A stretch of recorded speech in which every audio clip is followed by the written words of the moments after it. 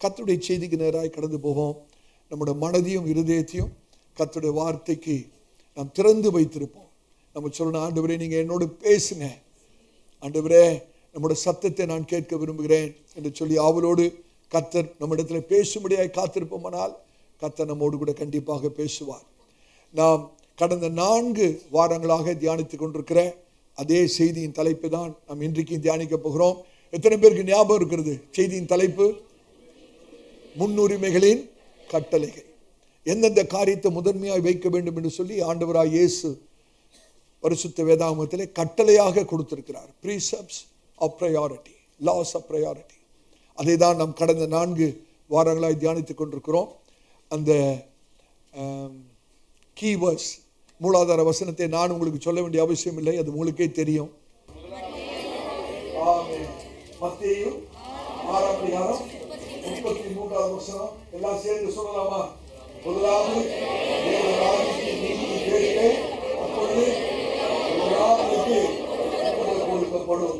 கர்த்தருடைய பரிசுத்த நாமத்துக்கு ஸ்தோத்திரம். இந்த கடைசி கால புதிய ஏற்பாட்டு சபையை கர்த்தர் அதாவது ராஜ்யத்தை குறித்து நோக்கமாய் இருக்கும்படியாய் கர்த்தர் நம்மை அழைக்கிறார். அவருடைய ராஜ்யத்தையும் அவருடைய நீதியும் எவ்வளவுக்களவாய் நாம் தேடுகிறோமோ அவ்வளவுக்களவாக நம்முடைய வாழ்க்கை மாற்றி அமைக்கப்படும். ஆமென். கர்த்தர் இன்னைக்கு கிறிஸ்தவர்கள் என்று சொல்லும்போது பெரும்பாலான கிறிஸ்தவருடைய சிந்தனை உலக காரியத்தில் இருக்கிறது.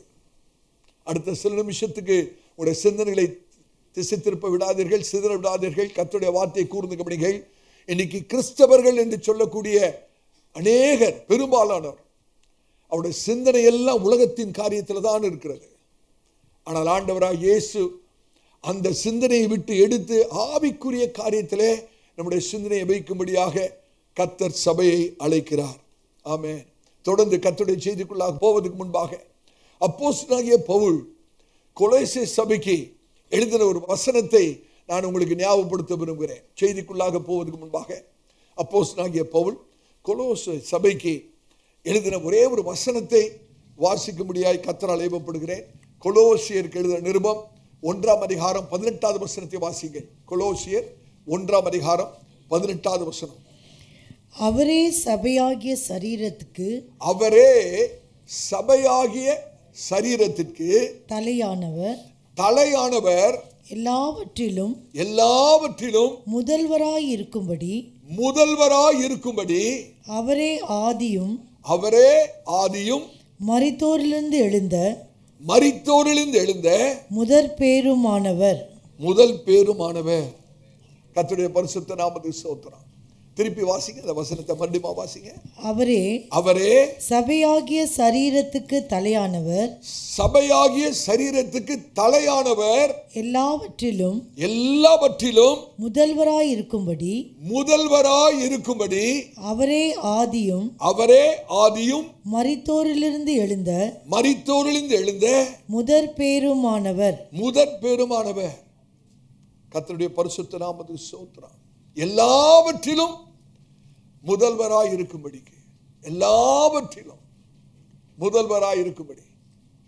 சகோதரனே, சகோதரியே, இது உங்களுடைய வாழ்க்கையில உண்மையா? கர்த்தரை உங்களுடைய எல்லா வாழ்க்கையின் பகுதியிலும் முதல்வராக வைத்திருக்கிறீங்களா? உங்களுடைய வாழ்க்கையில ஆண்டவராய் இயேசுவுக்கு அந்த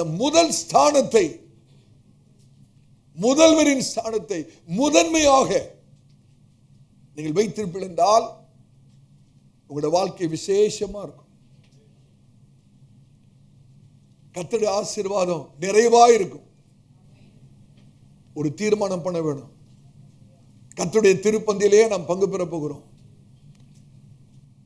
ஆண்டவராக இயேசு நமக்காக எல்லாவற்றையும் தியாகம் பண்ண. நான் கடந்த வாரத்தில் சொன்னது போல மறுபடியும் சொல்கிறேன், உங்களையும் என்னையும் ஆண்டவராக இயேசு தன்னுடைய வாழ்க்கையிலே முதன்மையா வைத்ததுனாலதான் அவர் எல்லாவற்றையும் விட்டு இந்த உலகத்துக்கு துக்கத்தின் நாயகராக வந்து பாடுகளை அனுபவித்து கல்வாரி சிலுவையிலே அவமானத்தையும் சகித்து நம்முடைய மீட்புக்காக, ரட்சிப்புக்காக தன்னுடைய ஜீவனை கொடுத்தார். அந்த ஆண்டவரை நம்ம முதன்மையா வைக்க வேண்டியது எவ்வளவு அவசியம் என்று யோசித்து பாருங்க. ஆண்டவரை பார்த்து நீங்க சொல்லணும், ஆண்டவரே நீங்க என்ன உங்களோட வாழ்க்கையில முதன்மையா வச்சுங்களே, என்னோட வாழ்நாள் முழுவதும் நான் உம்மை முதன்மையாய் வைக்கிறேன். நீதான் என்னோட வாழ்க்கையில முதல்வர். எல்லாவற்றிலும் சகலவற்றிலும் நான் உம்மை முதன்மையாய் வைக்க ஒப்பு கொடுக்கிறேன் ஆண்டவரே.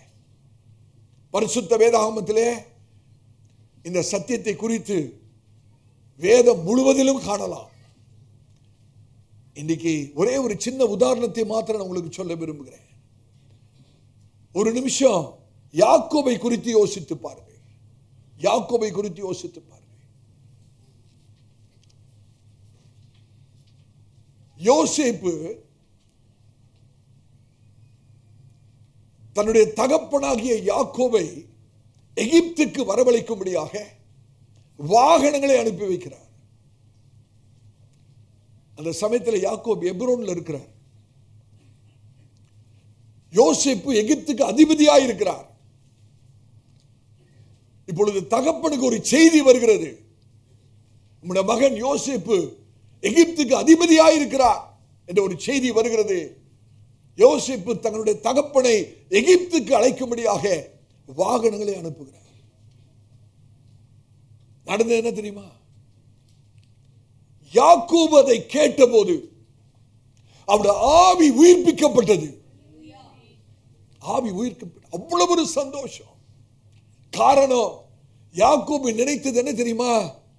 என்னுடைய மகன் யோசேப்பு இறந்து போனார். என்னுடைய மகன் யோசேப்பு இன்னும் உலகத்தில் இல்லை, இறந்து போனார். மிருகங்கள் அவனை பட்சித்து போட்டது அப்படின்ற ஒரு துக்கத்தில் இருக்கிறார். அந்த சமயத்தில் தான் ஒரு சந்தோஷமான செய்தி. உன் மகன் யோசேப்பு இன்னும் உயிரோடு இருக்காரு. உயிரோடு இருக்கிறது மாத்திரமல்ல, எகிப்துக்கே அதிபதியா இருக்கிறார். அவர் உங்களை அழைக்கிறார். நீங்க எகிப்துக்கு வரும்படியாக உங்களை அழைக்கிறார். சிந்தித்து பாருங்க. அந்த செய்தியை கேட்டுட்டுங்க யாக்கோபு உடனடியாக நேரா எகிப்துக்கு போல. நீங்களும் நானா இருந்தா என்ன பண்ணிருப்போம்? எவ்வளவு சீக்கிரம் எகிப்துக்கு ஓடி போய் யோசேப்பை பார்க்க முடியும் அவ்வளவு சீக்கிரம் போய் பார்த்திருப்போம். யாக்கோபு நேரடியாக எகிப்துக்கு போல. எகிப்துக்கு போல கர்த்தரிடத்தில் போகிறார். யோசேப்பிடத்துல போகல, கர்த்தரிடத்தில் போகிறார். அந்த ஒரு காரியம் என்னோட உள்ளத்தை அதிகமாய் தொட்டது.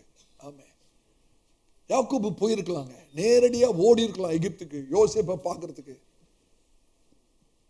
13 வருஷங்க யோசேப்பை யாக்கோபு பார்த்து 13 வருஷம் ஆகிறது. 13 வருஷம் யாக்கோபுடைய சிந்தனை, என் மகன் இல்லை, யோசேப்பு இறந்து போனார். 13 வருஷத்துக்கு பிறகு யோசேப்பை பார்க்கிற ஒரு ஸ்லாக்கியம் கிடைக்கிறது. யாக்கோபுடைய சந்தோஷத்தை கொஞ்சம் யோசிச்சு பாருங்க. எவ்வளவு பரவசம் அடைந்திருப்பார் யோசிப்பார். வேதம் என்ன திரும்ப சொல்றது? எடுத்து வாசிக்கிற வசனத்தை ஆதியாகமம் 45ஆம் அதிகாரம் 27, 28 வசனங்களை வாசிங்கள். ஆதியாகமம் 45ஆம் அதிகாரம் 27, 28 வசனங்கள். அவர்கள் யோசேப்பு தங்களுடனே சொன்ன வார்த்தைகள் யாவையும் அவனுக்கு சொன்ன போதும் தன்னை ஏற்றிக்கொண்டு போகும்படி யோசேப்பு அனுப்பின வண்டிகளை அவன் கண்ட போதும் அவருடைய தகப்பனாகிய யாக்கோபின் ஆவி உயிர்த்தது. தகப்பனாகிய யாக்கோபுடைய ஆவி உயிர்த்தது. அப்பொழுது இஸ்ரவேல் என் குமாரனாகிய யோசேப்பு இன்னும் உயிரோடு இருக்கிறானே, இது போதும், நான் மரணமடையும் முன்னே போய் அவனை பார்ப்பேன் என்றான்.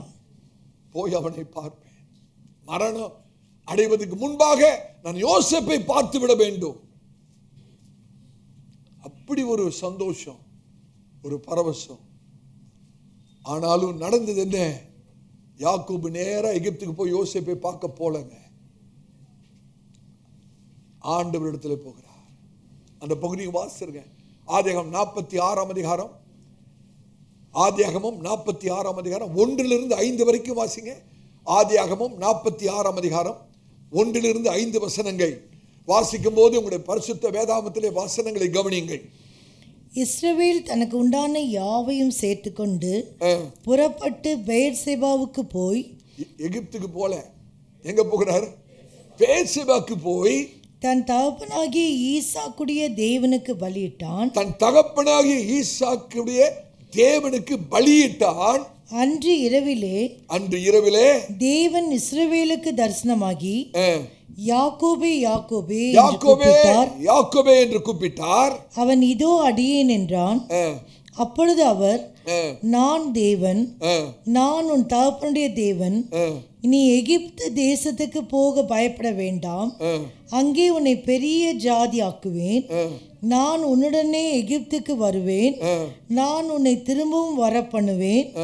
யோசேப்பு தன் கையால் உன் கண்களை மூடுவான் என்று சொன்னார். அதற்கு பின்பு யாக்கோபு பெயர்சேபாவிலிருந்து பிரயாணம்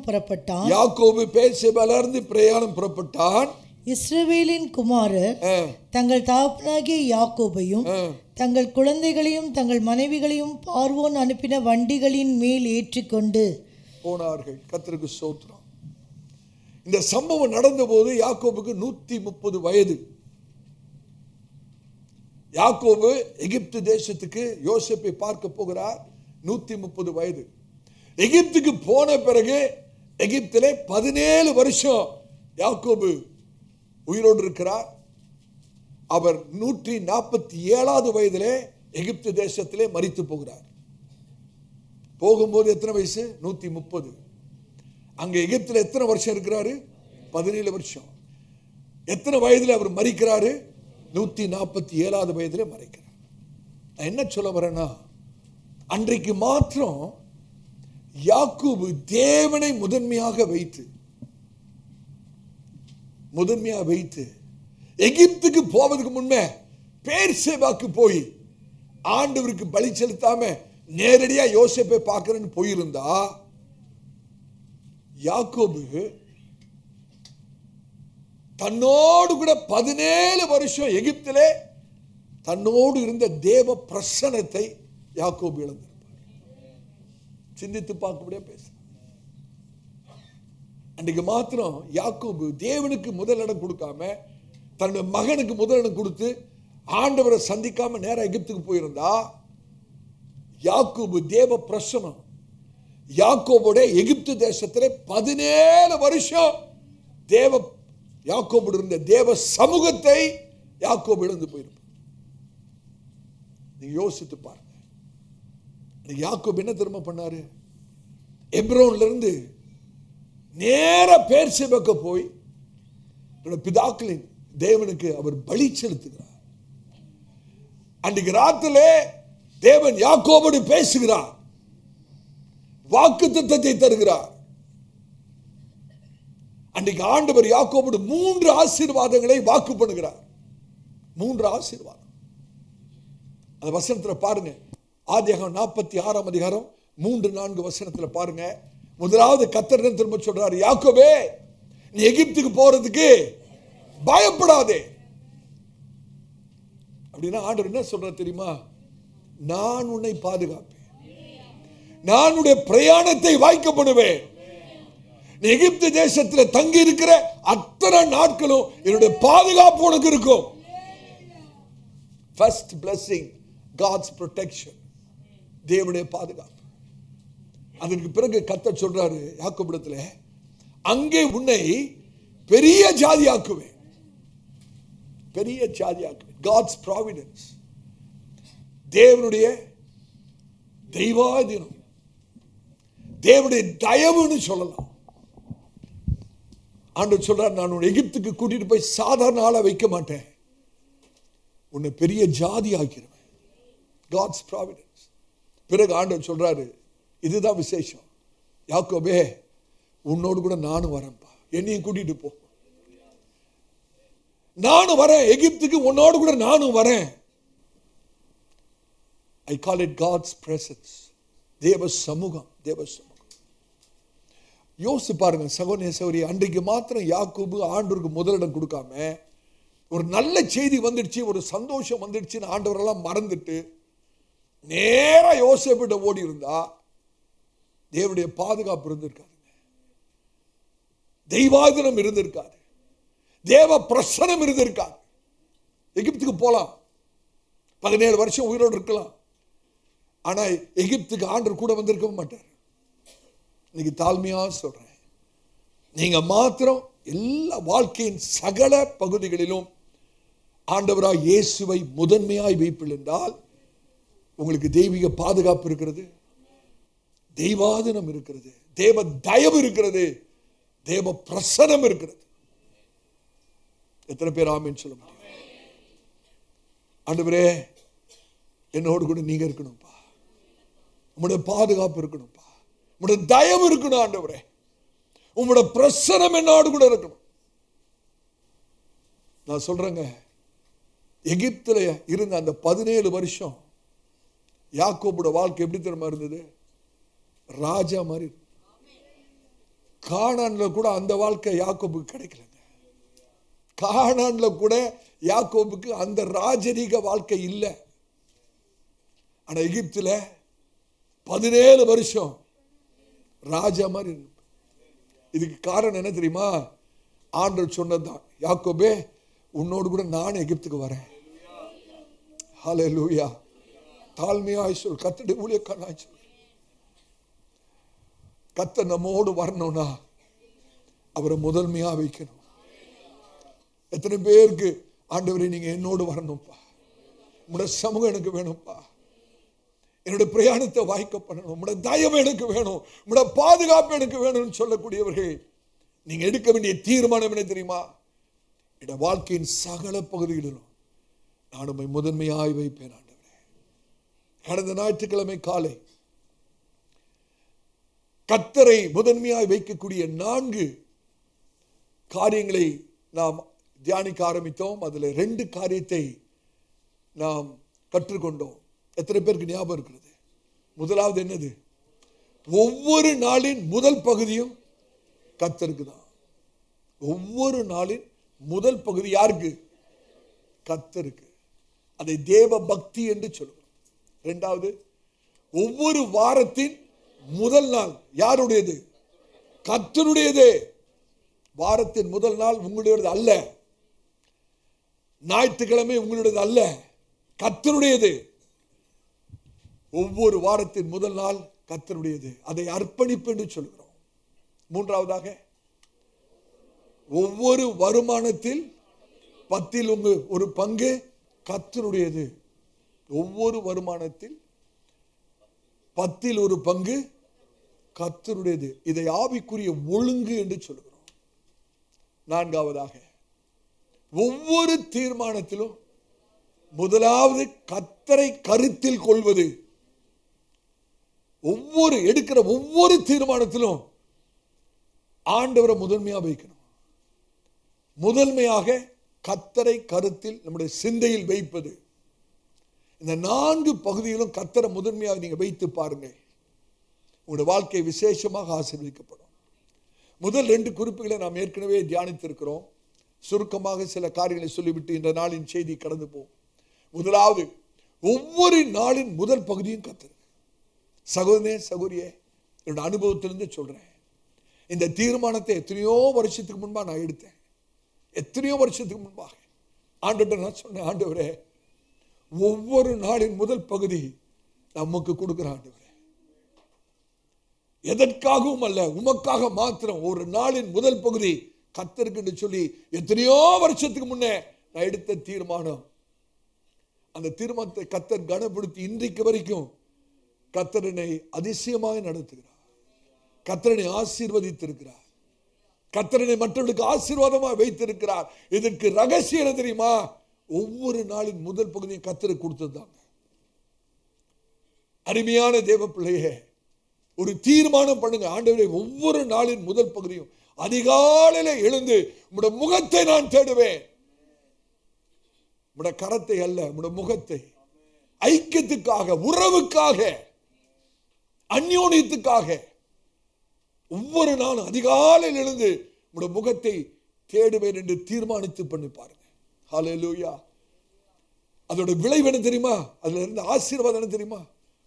போன ஞாயிற்றுக்கிழமை நம்ம பார்த்தோமே, நீதிமொழிகள் 8ஆம் அதிகாரம் 35வது வசனத்திலே, என்னை கண்டடைகிறவன் ஜீவனையும் தயவையும் பெறுகிறான். அதிகாலையில கர்த்தரை தேடி பாருங்க பிரதர். என்னை சிநேகிக்கிறவர்களை நானும் சிநேகிக்கிறேன். அதிகாலையில் என்னை தேடுகிறவன் என்னை கண்டடைவான். என்னை கண்டடைகிறவன், என்னை தேடி கண்டடைகிறவன் ஜீவனையும் கர்த்தருடைய தயவையும் பெறுகிறான். கர்த்தருடைய தயவு இல்லாம இந்த உலகத்தில் நம்ம வாழ முடியாது சௌரிய. கர்த்தருடைய தயவு இல்லாம வாழ்ந்துட முடியாது. ஹல்லேலூயா. ஒரு நிமிஷம் யோசிச்சு பாருங்க. இஸ்ரவேல் ஜனங்கள் வனாந்தரத்திலே 40 வருஷம் பிரயாணம் பண்ணுகிறார்கள். அந்த வனாந்தரத்திலே அவர் உயிர் பிழைக்க வேணுமானால், கவனிக்கிறீங்களா, வனாந்தரத்திலே உயிர் பிழைத்து அந்த பிரயாணத்தை தொடர வேணுமானால் அவர்கள் செய்ய வேண்டியது என்ன தெரியுமா? ஒவ்வொரு நாளும் அதிகாலையில் எழுந்து வானத்தை அண்ணாந்து பார்க்கணும் மன்னாவுக்காக. ஒவ்வொரு நாளும் கர்த்தர் அவர்களை ட்ரெயின் பண்ணுகிறார். மேலே நோக்கி ஒவ்வொரு நாளும் காலையில் எழுந்து மேலே நோக்கி பார்க்கறதுக்கு ட்ரைனிங். ஒவ்வொரு நாள் அதிகாலை எழுந்து வானத்தை மன்னாவுக்காக அவங்க பார்க்கணும். அப்பதான் உயிர் பிழைக்க முடியும். நான் சொல்றேன், அப்படிப்பட்ட ஒரு வனாந்தர பிரயாணத்துல தான் நம்ம ஒவ்வொருவருமே இருக்கிறோம். இன்னைக்கு ஆவிக்குரிய வாழ்க்கையிலே நாம் பிழைத்து ஆசீர்வாதமாக இருக்க வேணுமானால் ஒவ்வொரு நாள் அதிகாலையில் எழுந்து ஆண்டோட முகத்தை பார்க்கணும். ஹல்லேலூயா. ஆண்டவர் சொல்றாரு, என்னை அதிகாலையிலே தேடுகிறவன் கண்டடைவான். என்னை அதிகாலையிலே தேடுகிறவன் கண்டடைவான். அந்த வசனத்தை நீங்க வாசிக்கும் போது இப்படி நினைச்சிடக்கூடாது, நான் அதிகாலையில் ஏஞ்சி ஆண்டவர் தேடின ஆண்டவர் அப்படியே முன்னால வந்து நின்றுவாரோ. அதெல்லாம் அந்த வசனத்தின் அர்த்தம். அதிகாலையிலே தேடுகிறவன் என்னை கண்டடைவானா என்ன அர்த்தம் கேட்டீங்கன்னா, அதிகாலையிலோட முகத்தை நீங்க தேடிட்டீங்கன்னா அந்த நாளில் இருக்கிற ஒவ்வொரு சூழ்நிலையிலும் ஒவ்வொரு இக்கட்டான சந்தர்ப்பத்திலும் கர்த்தர் உங்களுக்காய் கிரியை செய்கிறதை பார்க்க முடியும். அதாங்க சத்தியம்.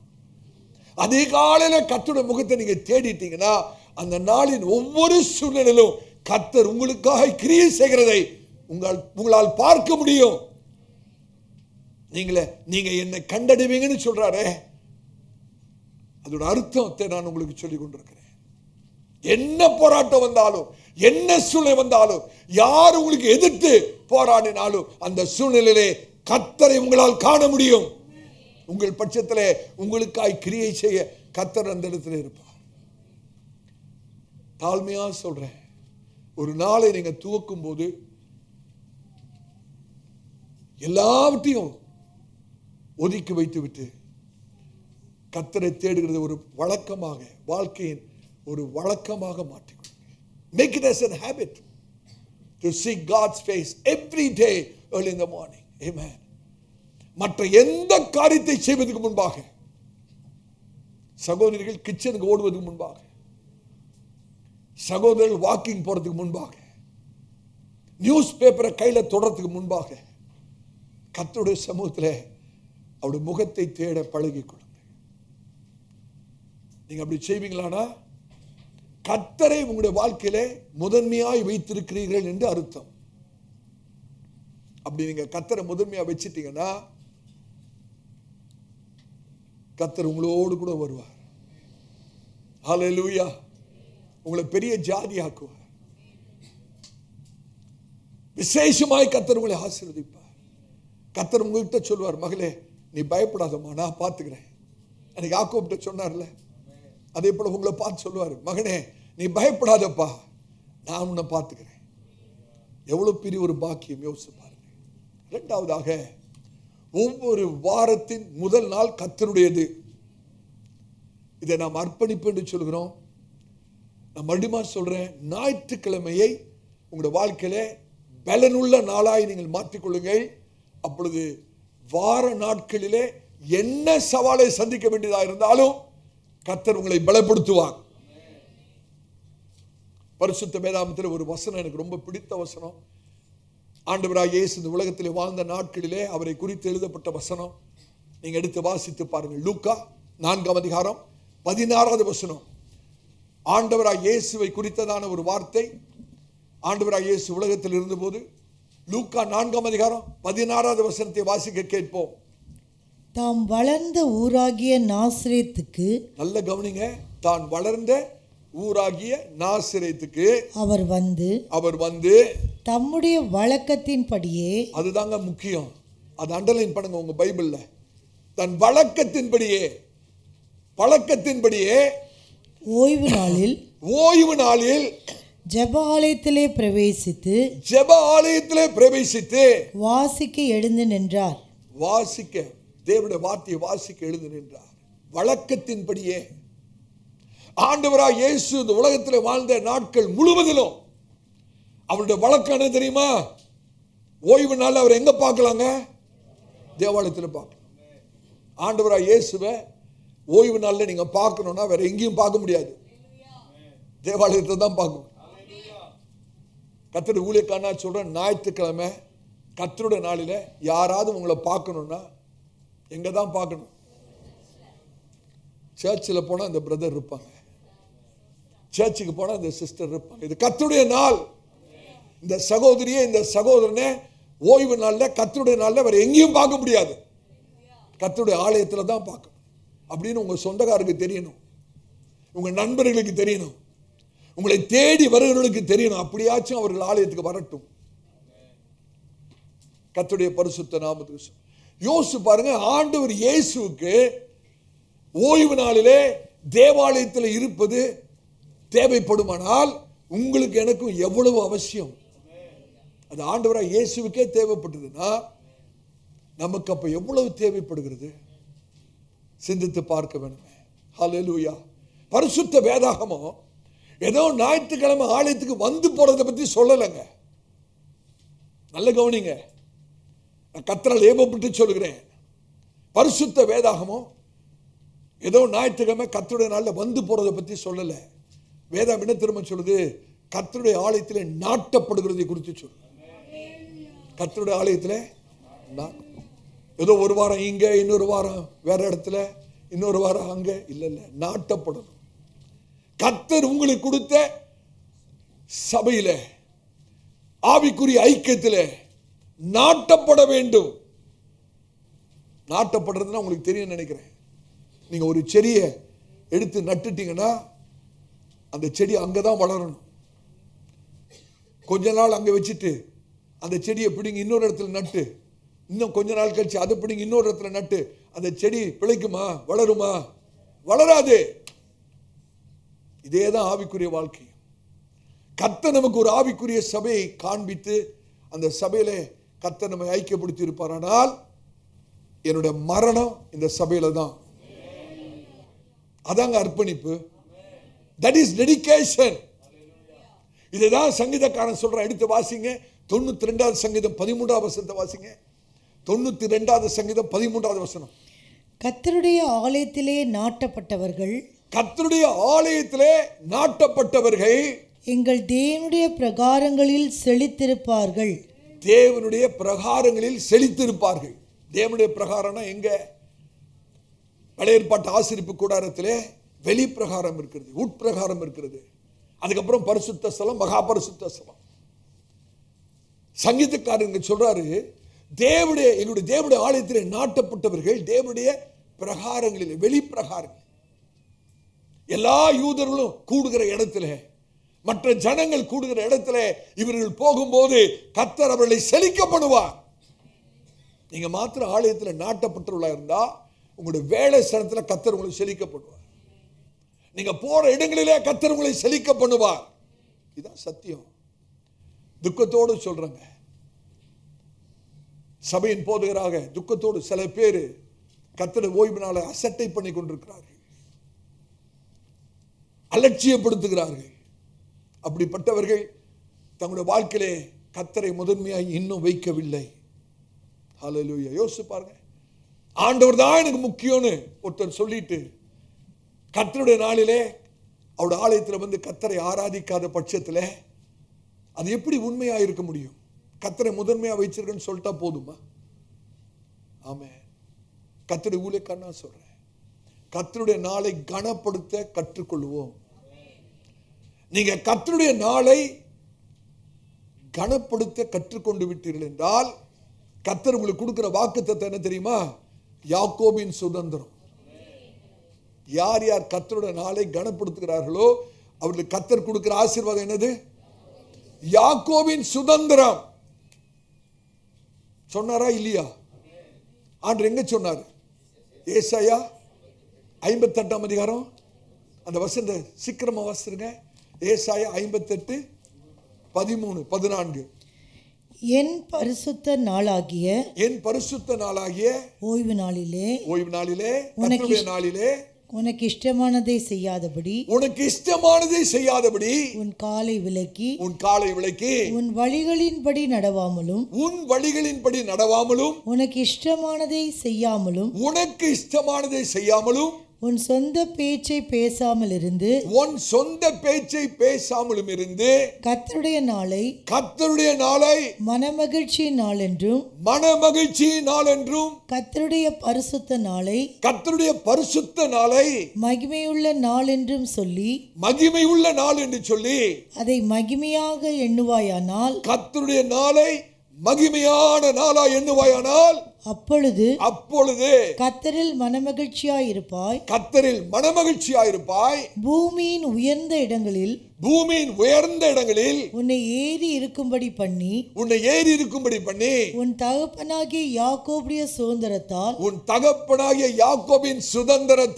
உன்னை போஷிப்பேன். கர்த்தருடைய வாய் இதை சொல்லிற்று. ஊழியக்காரருடைய வாய் அல்ல, கர்த்தருடைய வாய். கர்த்தருடைய நாளை நாம் கனப்படுத்த பழகிக் கொள்வோமானால் ஆண்டவர் சொல்றார், யாக்கோபின் சுதந்திரத்தாலே நான் உங்களை போஷிப்பேன். அப்ப யாக்கோபுடைய சுதந்திரம் என்னன்னு போன ஞாயிற்றுக்கிழமை நம்ம கவனித்த எத்தனை பேருக்கு ஞாபகம் இருக்கிறது? யாக்கோபுடைய சுதந்திரம் எத்தனை சுதந்திரம்? 5. எடுத்து வாசித்து பாருங்க. ஆதியாகமம் 27 அதிகாரம் 28 29. ஆதியாகமம் 27 28 29 வசனங்கள். தேவன் உனக்கு வானத்து பணியையும், அதுதான் முதல் சுதந்திரம். வானத்தின் பணி அப்படின்னா ஆவிக்குரிய உன்னதமான ஆசீர்வாதங்கள், முதல் சுதந்திரம். இரண்டாவது, பூமியின் கொழுமையையும் கொடுத்து. பூமியின் கொழுமை உலக பிரகாரமான ஆசீர்வாதம், சரீர பிரகாரமான ஆசீர்வாதம், இரண்டாவது சுதந்திரம். மூன்றாவது, மிகுந்த தானியத்தையும் திராட்சரசத்தையும் தந்தருள்வாராக. மூன்றாவது சுதந்திரம். உங்களுடைய இதோட விளக்கம் என்னன்னு கேட்டீங்கன்னா, உங்களுடைய கையின் பிரயாசத்தை கர்த்தர் வாய்க்கப்படுவார். நீங்க ஏதாவது ஒன்று விதைச்சிங்கன்னா கர்த்தர் அதை முளைக்க செய்வார், அதை பெருக பண்ணுவார், அதை விளைய செய்கிறவர் கர்த்தர். உங்களுடைய கையின் பிரயாசத்தின் ஆசீர்வாதம் மூன்றாவது சுதந்திரம். நான்காவது, ஜனங்கள் உன்னை சேவிக்கவும் ஜாதிகள் உன்னை வணங்கும் கடவர்கள். உன் சகோதரருக்கு எஜமானாய் இருப்பாய், உன் தாயின் பிள்ளைகள் உன்னை வணங்குவார்கள். நான்காவது சுதந்திரம் என்ன தெரியுமா? உங்களோட குடும்பத்துல நீங்க விசேஷமா இருப்பீங்க. உங்களோட குடும்பத்துல எத்தனை பேர் இருந்தாலும் சரி, நீங்கள் விசேஷமா இருப்பீர்கள். கர்த்தர் உங்களை விசேஷத்த விதத்தில் கனப்படுத்துவார், கர்த்தர் உங்களை ஆசீர்வதிப்பார். ஐந்தாவது சுதந்திரம், உன்னை சபிக்கிறவர்கள் சபிக்கப்பட்டவர்களும் உன்னை ஆசீர்வதிக்கிறவர்கள் ஆசீர்வதிக்கப்பட்டவர்களுமாய் இருப்பார்கள் என்று. உன்னை ஆசீர்வதிக்கிறவர்கள் ஆசீர்வதிக்கப்பட்டவர்களாய் இருப்பார்கள் என்று சொல்லி அவனை ஆசீர்வதித்தான். இதாங்க யாக்கோபுடைய சுதந்திரம். ஹல்லேலூயா. வானத்தின் பணி, பூமியின் கொழுமை, தானியமும் திராட்சரசத்தின் பெருக்கம், கையின் பிரயாசம், குடும்பத்தில் விசேஷம். கர்த்தர் குடும்பத்தில் யோசிச்சு பாருங்க. யாக்கோபுடைய குடும்பத்தில் எத்தனை பேர்? 12 பேர். 12 பேர், அப்புறம் ஒரு சகோதரி. ஆனா நீங்க யோசிப்பு கொடுத்து பார்த்தீங்கன்னா விசேஷித்தவன் இருக்கும். கர்த்தர் யோசிப்பை விசேஷத்தவன். கர்த்தர் சொல்றாரு, நீங்க அந்த ஓய்வு நாளை கனப்படுத்தி மகிமையான நாளா நீங்க வைப்பீங்களானா, நான் உங்களை உங்களுடைய குடும்பத்தில் எத்தனை பேர் இருந்தாலும் சரி உங்களை விசேஷத்தவர்களாய் வைப்பேன். அது மாத்திரம் இல்ல, உங்களை யாராவது வாய் திறந்து சபிச்சுட்டாங்கன்னா, நான் சொல்ல விரும்பல, ஆனா உங்களை யாராவது வாய் திறந்து ஆசீர்வதிச்சிட்டாங்கன்னா கர்த்தர் அவங்களை ஆசீர்வதிச்சார். கர்த்தருடைய பரிசுத்த நாமத்துக்கு ஸ்தோத்திரம். அப்போ ஒவ்வொரு நாள், வாரத்தின் முதல் நாள் கர்த்தருடையது, என்னுடையது அல்ல என்ற சத்தியம் ஆழமா நம்முடைய ஆவிக்குள்ளே போகும். அன்னைக்கு யார் வந்தாலும் சரி, அன்னைக்கு தான் பிசாசு விருந்தாளிகளை கொண்டு வருவாங்க. ஞாயிற்றுக்கிழமை காலையில் தான் யார் வருவா? வீட்டில் ஊர்லேருந்து வருவாங்க. இன்னைக்கு ஞாயிற்றுக்கிழமை காலையில் வந்து இறங்குவாங்க பாருங்க. நம்ம என்ன பண்ணணும்? அவங்களையும் கூட்டிக்கிட்டு, வீட்டை பூட்டிக்கிட்டு, அவங்களையும் சேர்த்து கூட்டு வந்துடும். ஆமென். பிசாசு உங்களை தடை பண்ண பார்க்குறான். ஆனால் நம்ம என்ன பண்ணணும் தெரியுமா? பிசாசு தடை பண்ண பார்க்கறத முறியடிச்சிட்டு ஆண்டோட நோக்கத்தை நிறைவேற்றும்படியாக அவர்களையும் ஆலயத்தை கொண்டு வந்து ரிச்சிப்புக்குள்ள நடத்தணும். இதை விட்டுட்டு, பாஸ்டர் இன்னைக்கு எங்க மாமா வந்திருக்கிறாரு பாஸ்டர், அவருக்கு நான் பிரியாணி செய்யணும்னு வீட்டில் இருந்தீங்க, யாக்கோபோட சுதந்திரம் கிடைக்காது. யார் வந்தாலும் சரி, ஆண்டவர் தான் முதல், ஆண்டவர் தான் முதல். ஹல்லேலூயா. கர்த்தருடைய பரிசுத்த நாமத்துக்கு ஸ்தோத்திரம். இன்றைக்கான செய்திக்குள்ளே கடந்து போவோம். மூன்றாவது குறிப்பு, ஒவ்வொரு வருமானத்தில் 10ல் 1 பங்கு கர்த்தருடையது. தசமப்பா, இது ஆவிக்குரிய ஒழுங்கு. நம்முடைய எல்லா வருமானத்திலும் முதல் 10ல் 1 பங்கு ஆண்டவருக்குரியது. பரிசுத்த வேதாகமத்தில் இதை குறித்து வேதம் முழுவதும் இந்த சத்தியம் இருக்கிறது. சில வசனங்களை வாசிங்கள். நீதிமொழிகள் 3ஆம் அதிகாரம் 9ஆம் வசனத்தை வாசிங்கள். நீதிமொழிகள் 3ஆம் அதிகாரம் 9ஆம் வசனம். குறித்து வைத்துக் கொள்ளுங்கள், குறித்து வைத்துக் கொள்ளுங்கள். நீதிமொழிகள் 3:9. உன் பொருளாலும் உன் எல்லா விளைவின் முதற் பலனாலும், உன்னுடைய எல்லா விளைவின் முதல் பலன், அந்த முதல் வார்த்தையை குறித்துக் கொள்ளுங்கள், முதல் பலனாலும் கர்த்தரை கனம் பண்ணு. கர்த்தரை கனம் பண்ணு. முதல் பலன் யாருக்கு தான்? கர்த்தருக்கு தான். யாத்திராகமம் 23ஆம் அதிகாரம் 19ஆம் வசனத்தை வாசிங்கள். யாத்திராகமம் 23ஆம் அதிகாரம் 19ஆம் வசனம்.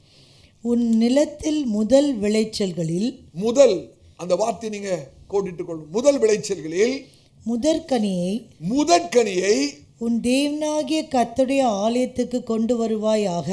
ஆமென். முதற்கனியை உடைய தேவனாகிய கர்த்தருடைய ஆலயத்துக்கு கொண்டு வருவாயாக.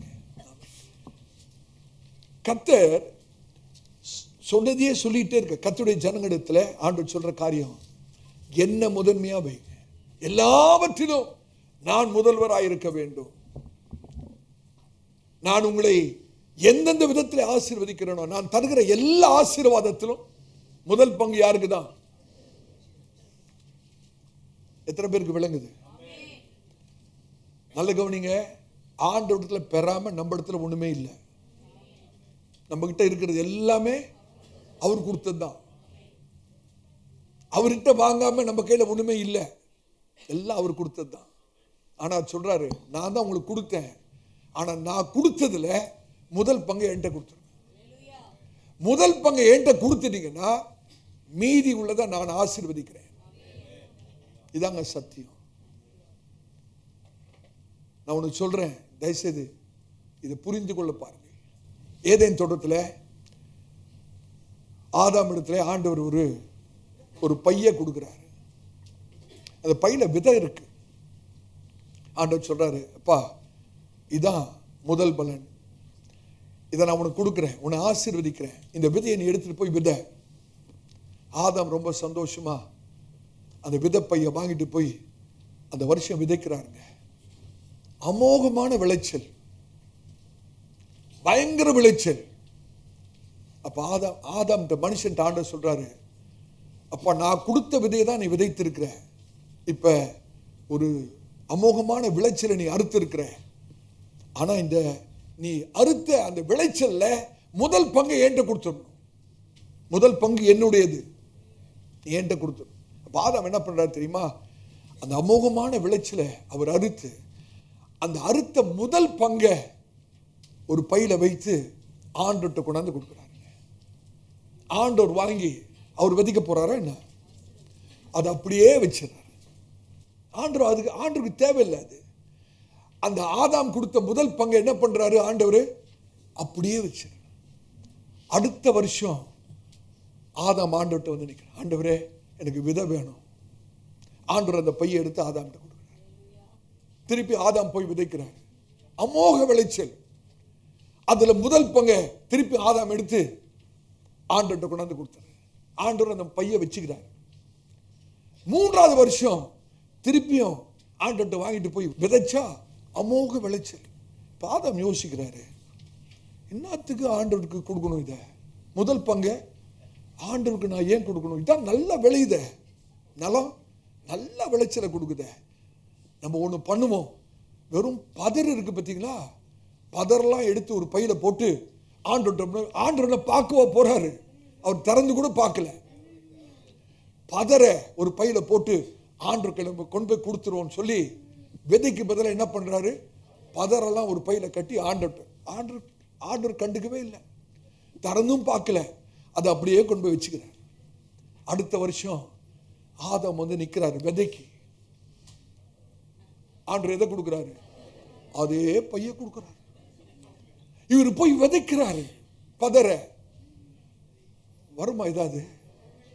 ஒண்ணுமே வரலங்க, ஒண்ணுமே வரல. இப்ப விதைக்கிறதுக்கு விதை இல்ல, கடன் வாங்குறாரு, அடிமைத்தனத்துல போறாரு. ஆண்டுடைய ஆசீர்வாதம், விளைச்சலும் இல்லை, வருமானம் இல்லை. இன்னைக்கு கர்த்தருடைய பிள்ளைகள் கஷ்டப்படுறதுக்கான காரியத்தை நான் சொல்லிக் கொண்டிருக்கிறேன். கர்த்தருடைய காரியத்தை கர்த்தருக்கு கொடுத்துடுறாங்க. நம்ம இதுல தவறு பண்றோம், அநேக தவறு பண்றோம். இல்ல இல்ல இல்ல, ஆண்டவருக்கு அது தேவையில்லை, நமக்கு கொடுக்கறதுக்காக தான் வச்சிருக்காரு. இன்னைக்கு கடன்ல போறதுக்கு காரணம் என்ன? வறுமையில போறதுக்கு காரணம் என்ன? குறைவில போறதுக்கு காரணம் என்ன? நம் கர்த்தருக்கு இந்த விஷயத்திலே உண்மையா இல்லாதது. நம்முடைய வருமானத்தில் முதல் 10 பங்கு ஆண்டவர்கிட்ட கொடுத்துட்டோன்னா, மிச்சம் அந்த 9 பங்கு இருக்கு பாருங்க, கர்த்தர் அதை அமோகமாய் ஆசீர்வதிப்பார். அதுல மிச்சம் இருக்கும், அதுல மிச்சம் இருக்கும். இந்த முதல் பங்கை கொடுக்காம அநேகர் பண்ற தப்பு என்ன தெரியுமா? வருமானம் வாங்கினோடனே ஒரு கணக்கு போடுறது. ஃபர்ஸ்ட் ஹவுஸ் ரெண்ட், பால், எலக்ட்ரிசிட்டி பில், மிச்சம் இருந்தா பார்க்கலாம். ஆண்டவருக்கு எப்படி? மிச்சம் இருந்தா பார்க்கலாம். மிச்சம் இருக்காது, நெகட்டிவா தான் ஓடும், மைனஸ்ல தான் போகும். இதுக்கு பதிலா முதலாவது ஆண்டவருக்குன்னு சொல்லி தசம் பாகன்னு வச்சிருங்க, அப்புறம் கணக்கு போட்டு பாருங்க, நிறைய மிச்சம் இருக்கும். என்னோட வாழ்க்கையிலே நான் கற்றுக்கொண்ட ரகசியம் இது. கர்த்தருடைய பரிசுத்த நாமத்துக்கு ஸ்தோத்திரம். இதுல குறிப்பாக கேள்வி என்னன்னு கேட்டீங்கன்னா, என்னுடைய பணத்திலே நான் ஆண்டவருக்கு எவ்வளவு கொடுக்கிறேன்றது அல்ல, ஆண்டவருடைய பணத்திலே நான் எனக்காக எவ்வளவு வைத்துக் கொள்கிறேன் என்பதான் முக்கியம்.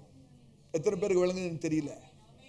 என்னுடைய பணத்திலே நான் ஆண்டவருக்கு எவ்வளவு கொடுக்கிறேன்னு இல்ல, ஆண்டவருடைய பணத்திலே நான் எனக்காக எவ்வளவு வைத்துக் கொள்கிறேன்.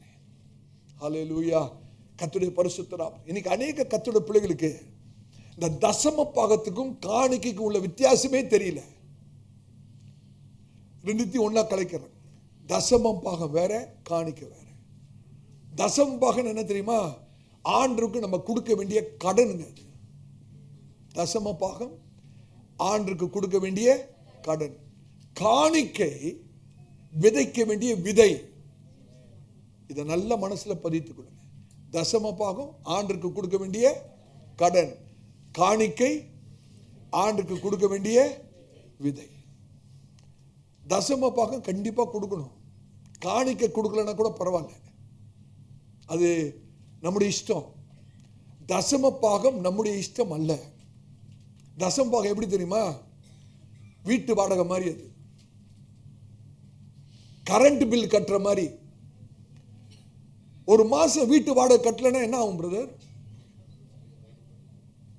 என்ன ஆகும்? ஒரு மாசம் கரண்ட் பில் கட்டலன்னா என்ன ஆகும்? ஃபியூஸ் பிடிக்கிடுவாங்க. ஒரு மாசம் டைத்து கொடுக்கலன்னா இதான் நடக்கும். கட்டாயமா கொடுக்கு. நான் உங்களோட ஆசீர்வாதத்துக்காக பேசுகிறேன், என்னை தவற விளங்கிக்க கூடாது. நான் பொதுவாக இதை குறித்து பேசுகிறது இல்லை. ஆனாலும் கர்த்தரால் ஏவப்பட்டது சத்தியம் சபையாருக்கு கண்டிப்பாய் தெரியணும். ஆனா காணிக்கை எப்படின்னு கேட்டீங்கன்னா, எப்பயாவது நம்ம ஹோட்டலுக்கு போய் சாப்பிட்றோம் பாருங்க, அது மாதிரி நம்ம இஷ்டப்பட்டா போகலாம், இஷ்டப்படலன்னா போகாம இருக்கலாம். எத்தனை பேருக்கு விளங்குது நான் சொல்றது? புதிய ஏற்பாட்டு தசம பாகத்துக்கும் பழைய ஏற்பாட்டு தசம பாகத்துக்கும் வித்தியாசம் இருக்கு. பழைய ஏற்பாட்டு விசுவாசம் அந்த தசம பாகத்தில் அவர்கள் தசம பாகம் 10% மாத்திரம் எடுத்து ஆண்டவருக்கு கொடுத்துருவாங்க. ஆனா புதிய ஏற்பாட்டில் அந்த 10% ஆண்டவர் கொடுப்பதுக்கு முன்பாக ஆண்டவர் நான் என்னை கொடுக்கிறேன். இது பழைய ஏற்பாட்டில் இல்லை. பழைய ஏற்பாட்டை அவங்க அந்த முதல் பங்கு ஆண்டவர் கொடுத்துட்டா அவங்களுடைய கடமை முடிந்து விடுகிறது. ஆனால் புதிய ஏற்பாட்டில் ஆண்டவர் அப்படி சொல்ல, அந்த முதல் 10% நான் கொடுப்பதுக்கு முன்பாக ஆண்டவர் என்னை கேட்கிறார். ஏன் தெரியுமா? என்னையே கொடுத்துட்டேன்னா என்கிட்ட இருக்கிறத கொடுக்கிறது பிரச்சனையே இல்லை. நீங்க சிந்தித்து பார்க்கணும். என்ன கொடுக்காம எவ்வளவுதான் தசம்பா கொடுத்தாலும் ஆண்டவர் அதை ஏற்றுக்கொள்கிறது இல்லை.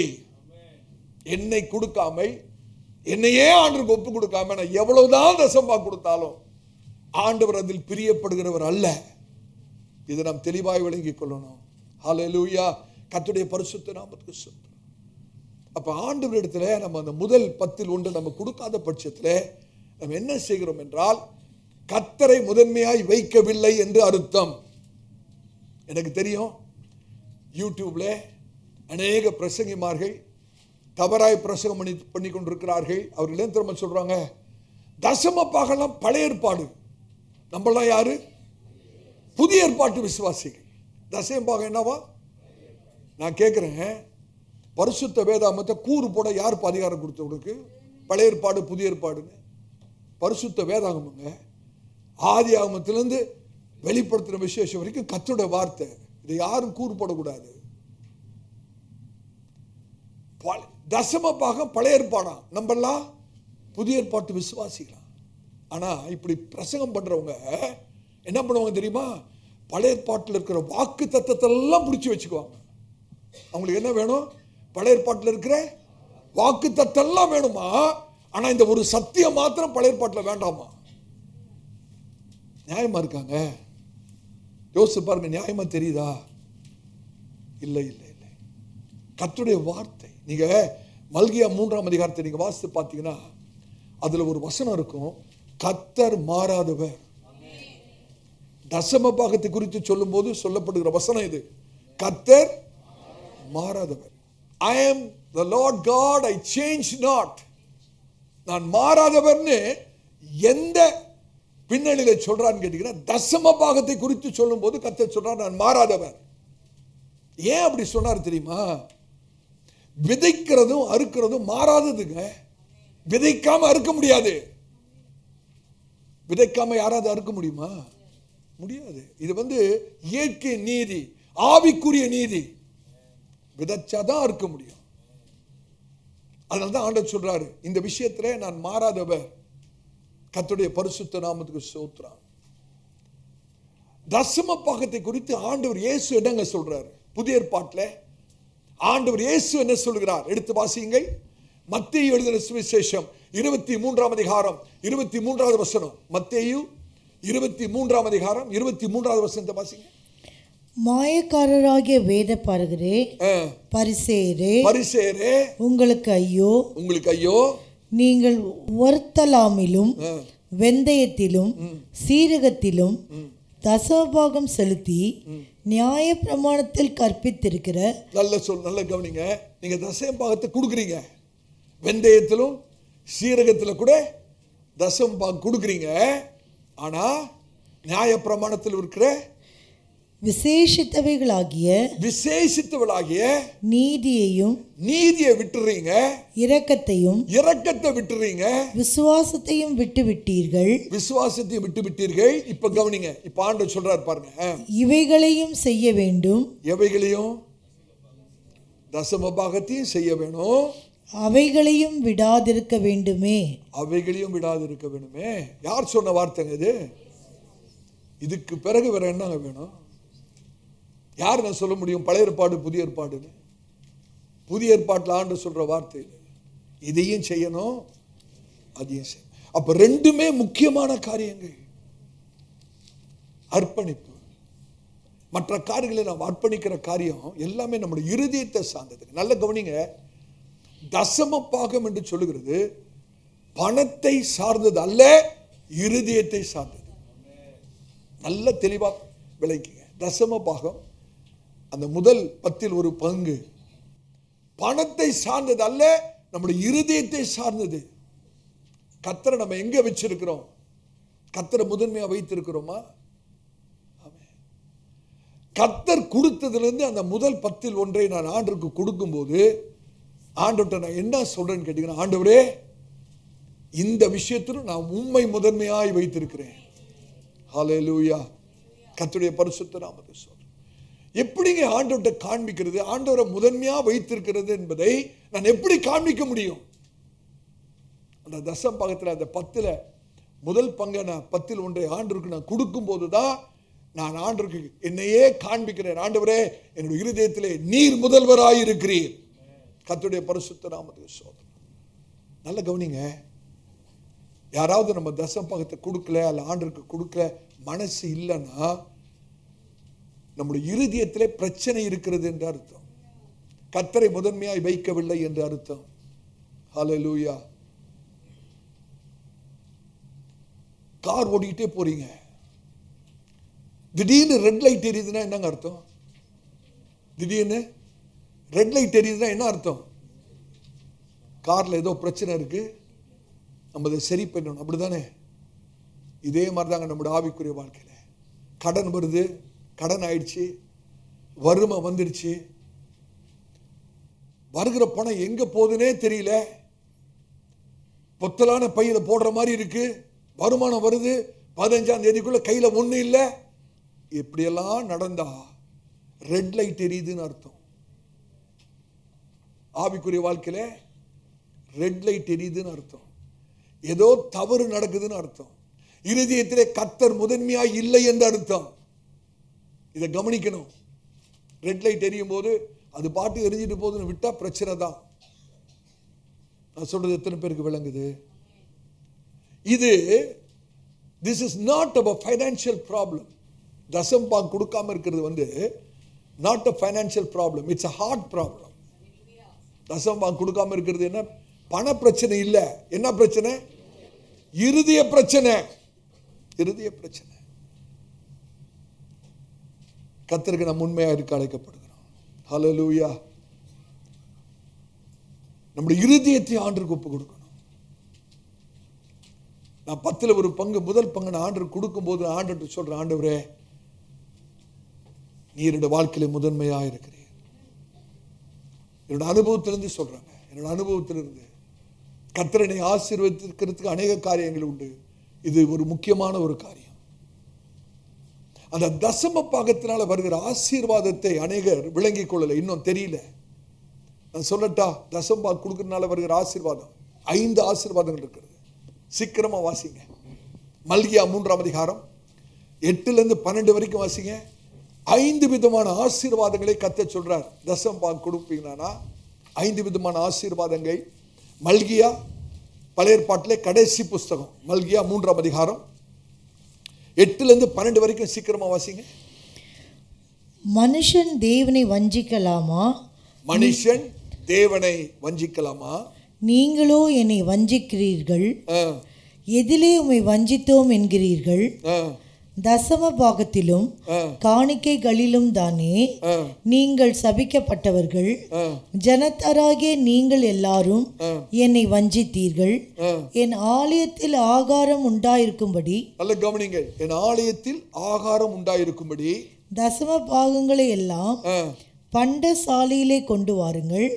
அப்பொழுது நான் வானத்தின் பலகணிகளை திறந்து இடங்கொள்ளாமற் போகும் மட்டும் உங்கள் மேல் ஆசீர்வாதத்தை வருஷிக்க மாட்டேனோவென்று அதனால் என்னை சோதித்து பாருங்கள் என்று சேனையின் கர்த்தர் சொல்கிறார். ஒரு நிமிஷம் நில்லுங்க.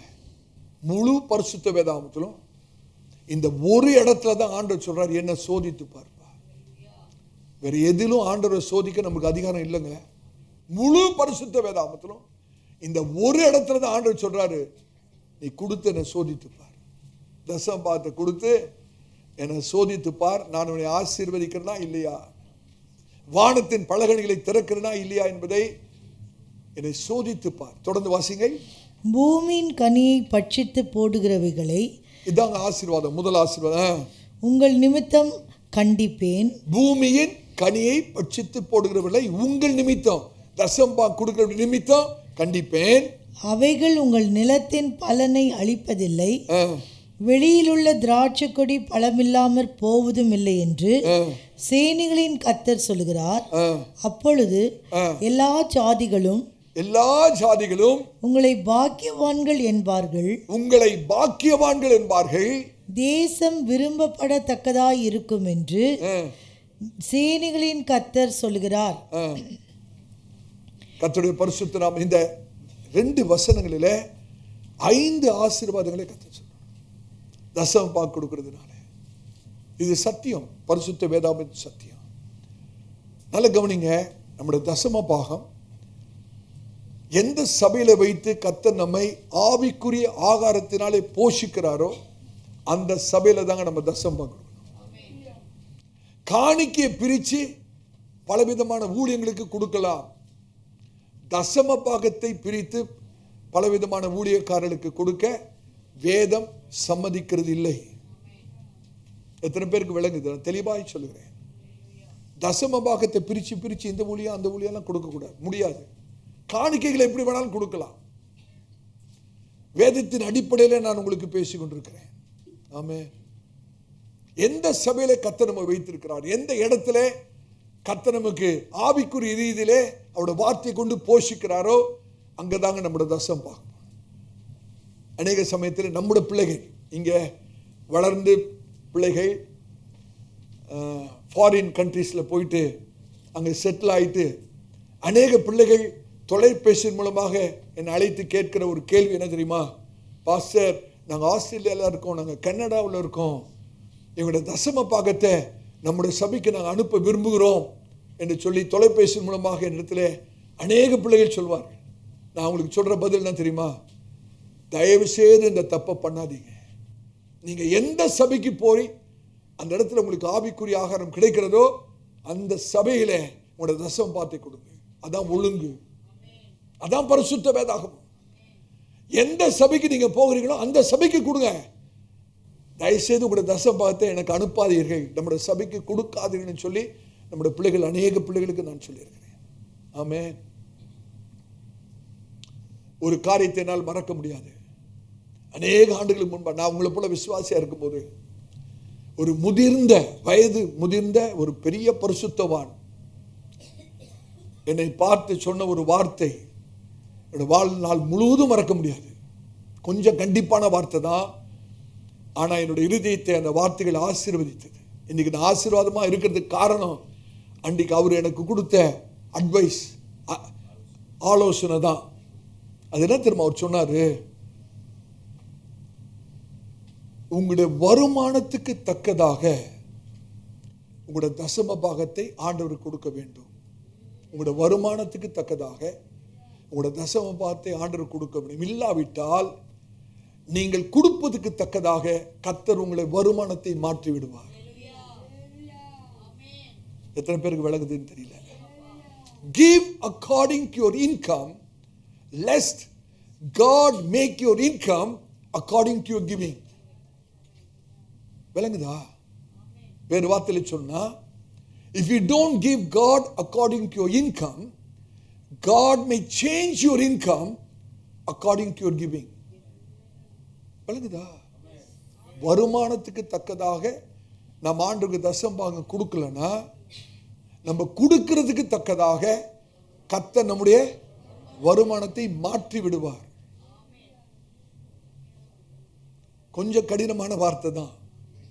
இதை பல வருஷத்துக்கு முன்ன நான் கேட்டேன். அன்னைக்கு நான் தீர்மானம் பண்ண, ஆண்டவரே இந்த சத்தியத்துக்காக நமக்கு நன்றி செலுத்துகிறேன், நமக்கு உண்மையாக இருப்பேன். இதாங்க சத்தியம். ஹல்லேலூயா.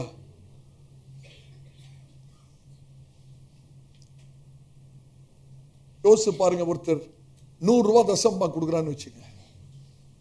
அப்படின்னா ஆண்டவர்கிட்ட அவர் என்னங்க சொல்றாரு? எனக்கு வருமானம் எவ்வளோன்னு சொல்றாரு. ஆண்டவரே இந்த மாசம் என்னோட வருமானம் 1000 ரூபாய். அது உண்மையா பொய்யா? அதுதான் சொல்றாரு. என்னை தசம பாகத்தில் என்னை வஞ்சிக்கிறார்கள். இங்கிலீஷ்ல எப்படி தெரியுமா போட்டிருக்கு? They are robbing me. எப்படி? என்னை திருடுகிறார்கள். மனுஷரை ஏமாத்திடலாங்க, ஆண்டவரை ஏமாத்த முடியுமா? 1000 ரூபாயில மாசத்தை கலத்திட முடியுமா? மறுபடியும் சொல்றேன், தசம்பாகம் பணத்தை சார்ந்தது அல்ல, நம்முடைய இருதயத்தை சார்ந்தது. ஆண்டவரை எங்க வைத்திருக்கிறோம், அதாங்க முக்கியம். அடுத்த குறிப்புக்கு நம்ம போவோம். ஒவ்வொரு தீர்மானத்தில் முதலாவது கர்த்தரை கருத்தில் கொள்வது. இதைதான் ஆண்டவர் சொல்றார் மத்தேயு 6:33. முதலாவது தேவனுடைய ராஜ்யத்தையும் நீதியும் தேடுங்கள். முதலாவது கர்த்தரை முன்பே வைங்க. நல்ல கவனிங்கள். நாம் எத்தனையோ தீர்மானங்கள் எடுக்கிறோம். ஒவ்வொரு நாளும் எத்தனையோ தீர்மானம் எடுக்கிறோம். இந்த தீர்மானம் எடுப்பதற்கு சில காரியங்களை நாம் கருத்தில் கொண்டுதான் தீர்மானம் எடுக்கிறோம். சும்மா தீர்மானம் எடுக்கிறது இல்லை, அப்படிதானே? ஒரு தீர்மானம் எடுக்கணும் எவ்வளவு யோசிக்கிறோம், எத்தனை காரியத்தை நம்முடைய கருத்தில் கொண்டு வந்து ஒரு தீர்மானத்தை எடுக்கிறோம், எத்தனை கேள்விகளை நாம் கேட்கிறோம். ஒரு தீர்மானம் எடுப்பதற்கு முன்பாக எத்தனை கேள்விகளை கேட்கிறோம். உதாரணத்துக்கு சொல்றேன் பாருங்க, ஒரு தீர்மானம் எடுப்பதற்கு முன்பாக இந்த தீர்மானத்தை எடுத்தா எனக்கு லாபம் கிடைக்குமா, என்னுடைய தேவைகள் சந்திக்கப்படுமா அப்படின்னு நினைக்கிறோம்ல.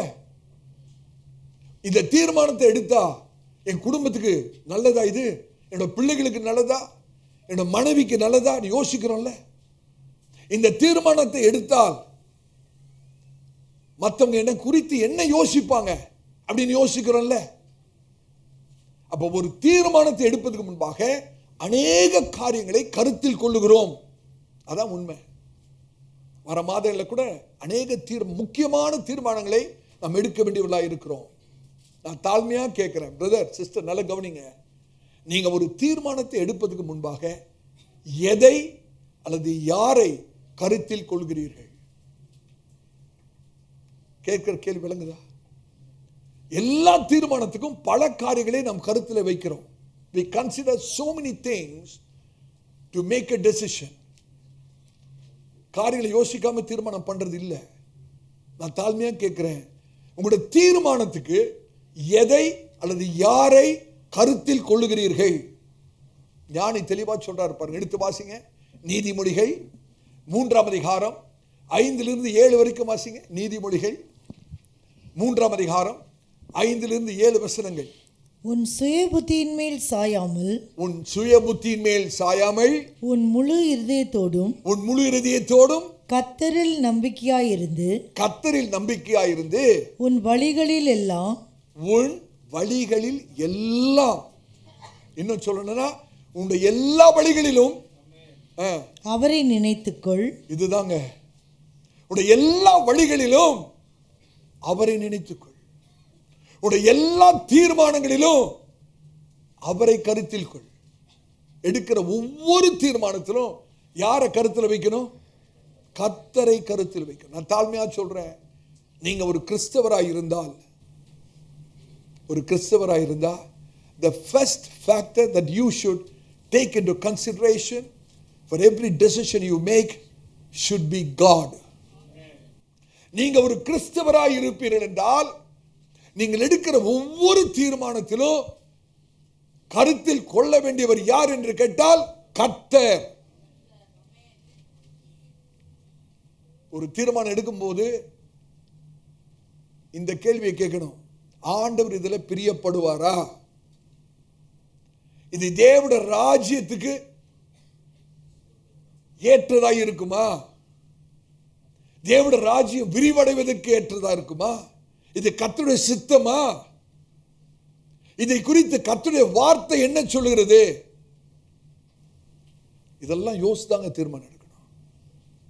ஒரு தீர்மானம் நீங்க பண்ணணும், ஆண்டவரே இனிமேலும் என்னோட வாழ்க்கையில் எடுக்கிற ஒவ்வொரு தீர்மானத்திலும் யாரை தான் கருத்தில் வைக்கணும்? முதலாவது கர்த்தரை வைக்கணும். பிறகுதாங்க மற்ற காரியங்கள். இன்னைக்கு கர்த்தருடைய பிள்ளைகள், கிறிஸ்தவர்கள், விசுவாசிகள் செய்கிற பெரிய தவறு என்னன்னா, அவர்கள் எடுக்கிற தீர்மானத்திலே, அது சிறிய தீர்மானமோ பெரிய தீர்மானமோ, கர்த்தரை குறித்ததான நினைவே இல்லை. கர்த்தரை குறித்ததான நினைவே இல்லை.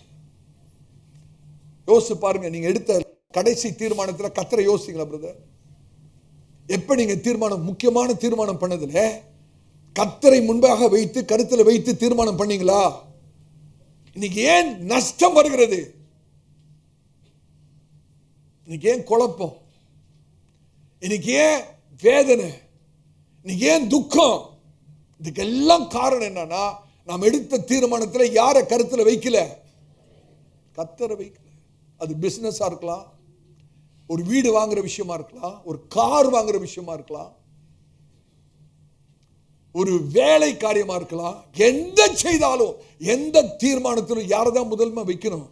கருத்துல கர்த்தரை வைக்கணும். இந்த தீர்மானம் கர்த்தரை பிரியப்படுத்துமா? நான் எடுக்கிற தீர்மானம் ராஜ்யத்துக்கு பிரயோஜனமா இருக்குமா? இது கர்த்தருடைய சித்தமா? இதை குறித்து கர்த்தருடைய வார்த்தை என்ன சொல்கிறது? சிந்தித்து பார்க்கணும் பிரதர் சிஸ்டர். அடிக்கடி நான் ஒரு காரியத்தை வேதத்தில் யோசிப்பேன், தியானிப்பது உண்டு. யோசுவா 9ஆம் அதிகாரத்தை வீட்டில் போய் வாசி பாருங்க. இன்னைக்கு வாசிக்க நேரம் இல்லை. யோசுவா 9ஆம் அதிகாரத்தில் யோசுவாவும் இஸ்ரவேல் ஜனங்களும் பெரிய தவறு பண்றாங்க. ஒரு பெரிய தவறான தீர்மானம் என்ன தெரியுமா? அந்த கிபியோனியர்கள் யோசுவாவுக்கு இஸ்ரவேல் ஜனங்களுக்கும் பயந்து தூர தேசத்தில் வருகிறவர்களை போல பாசாங்க பண்ணுகிறார்கள், நடிக்கிறார்கள். பழைய துருத்தியில, பழைய வஸ்திரம், எங்கேயோ தூரத்திலிருந்து பிரயாணம் பட்டு வர்றது போல ஒரு நாடகம், ஒரு பாவனை பண்ணி யோசுவா இடத்துல வந்து சொல்றாங்க, நாங்க ரொம்ப தூர தேசத்துக்கு வரோங்க, நீங்க எங்களோட கூட உடன்படிக்கை பண்ணிருங்க, எங்களோடு உடன்படிக்கை பண்ணுங்க. யோசுவாவும் இஸ்ரவேல் ஜனங்களும் கர்த்தரிடத்தில் ஆலோசனை கேட்கவில்லை. இவங்க உண்மைன்னு நினைச்சு அந்த கிபியனோரோடு கூட ஒப்பந்தம் பண்ணுகிறார். தவறான முடிவு. அந்த கர்த்தருடைய அந்த அதிகாரத்தை நீங்க வாசித்தீங்கன்னா ரொம்ப முக்கியமான ஒரு சத்தியம் அந்த இடத்துல 14வது வசனத்தில் இருக்கிறது. 14வது வசனத்தை மாத்திரம் வாசிங்க. யோசுவா 9ஆம் அதிகாரம் 14வது வசனம். அப்பொழுது இஸ்ரவேலர் கர்த்தருடைய வாக்கை கேளாமல், கர்த்தருடைய ஆலோசனையை கேளாமல் அவர்களுடைய போஜன பதார்த்தத்தில் சிறிது வாங்கி கொண்டார்கள். கர்த்தருடைய வாக்கை கேட்கலங்க, கர்த்தருடைய ஆலோசனையை கேட்கலங்க. அவ்வளவு பெரிய ஒரு தவறான தீர்மானம் எடுத்து அந்த கிபியனோரோடு கூட இவர்கள் உடன்படிக்கை பண்ணுகிறார்கள். அது பின்னாட்களில் எப்படி தெரியுமாச்சு? தங்களுடைய கழுத்துல சங்கிலி போட்டு இழுத்து போன மாதிரி ஆயிப்போச்சு. அதனால இஸ்ரவேல் ஜனங்களுக்கு வந்த பிரச்சனை ஏராளம். நீங்க வாசி பாருங்க, சரித்திரத்தை வாசி பாருங்க, உங்களுக்கு தெரியும். பின்னாட்களிலே வருத்தப்படுகிறார்கள். ஐயோ, தவறு செய்துட்டோம், தப்பு பண்ணிட்டோம், ஏமாந்து போயிட்டோம். கர்த்தர் இடத்துல மாத்திரம் கேட்டிருந்தா இந்த தவறான முடிவை எடுத்திருக்க மாட்டோமே. சபையாரே, சிந்திக்க வேண்டிய விஷயம். நீ யோசிச்சு பாருங்க, உங்களோட வாழ்க்கையில கூட எத்தனை தீர்மானத்தை எடுத்து இன்றைக்கு நம்ம வருத்தப்படுகிறோம். ஐயோ, இந்த மாதிரி ஒரு தீர்மானம் பண்ணிட்டோமே, இந்த முடிவு எடுத்துட்டோமே, இப்படி செய்துட்டோமே.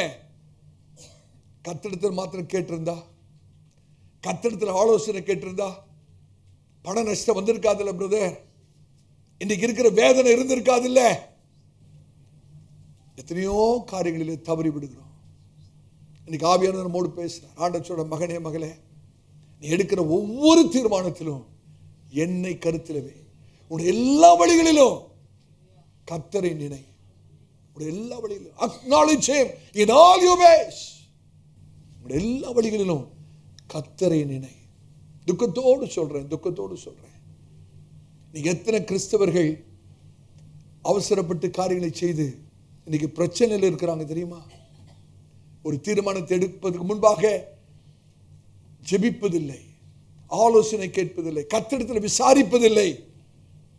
தவறு நடந்து விடுகிறது, பின்பாக நாம் கண்ணீர் விடுகிறோம். இதே தாங்க ஏதேன் தோட்டத்தில் நடந்தது. அந்த சர்ப்பம் ஏவாள் இடத்துல வந்து அந்த ஆண்டவர் புசிக்க கூடாது என்று சொன்னதான அந்த அந்த விருட்சத்தை புசிக்கும்படியாக பிசாசு பேசுறான்.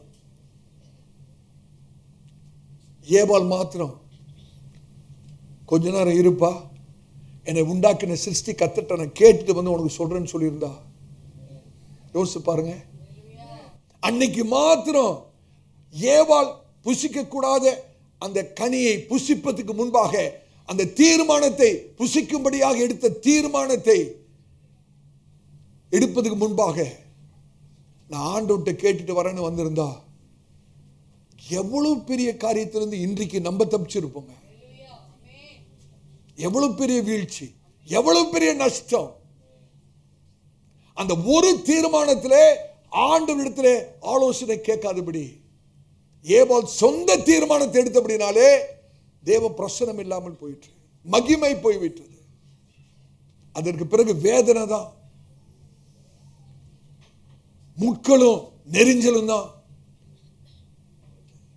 சஞ்சலமும் துக்கம் தான்.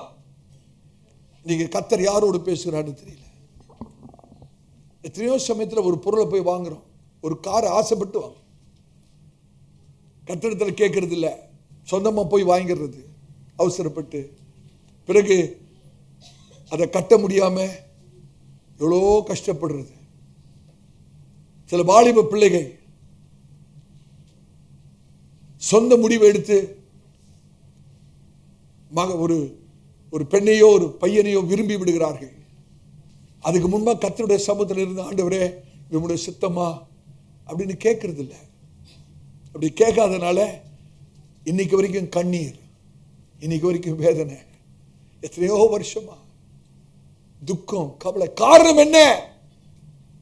உங்களுடைய தெரிந்து கொள்ளல, யாரை கேட்கல, இஷ்டப்படி செய்துட்டோம், இனிமேலும் செய்யக்கூடாது. அதை தான் நான் சொல்ல வரேன்.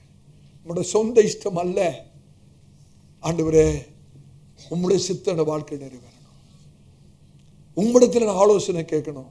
சொந்த இஷ்டமா நான் போய் பாடுபடுகிறதை காட்டிலும் ஆண்டவர்கிட்ட போய் கேட்டுட்டோம்னா, ஆண்டவர்கிட்ட ஆலோசனை கேட்டா எவ்வளவு காரியங்களில் தப்பிக்கலாம், எவ்வளவு பிரச்சனையை தவிர்க்கலாம், எத்தனை நஷ்டத்தை தவிர்க்கலாம். யோசித்து பாருங்க.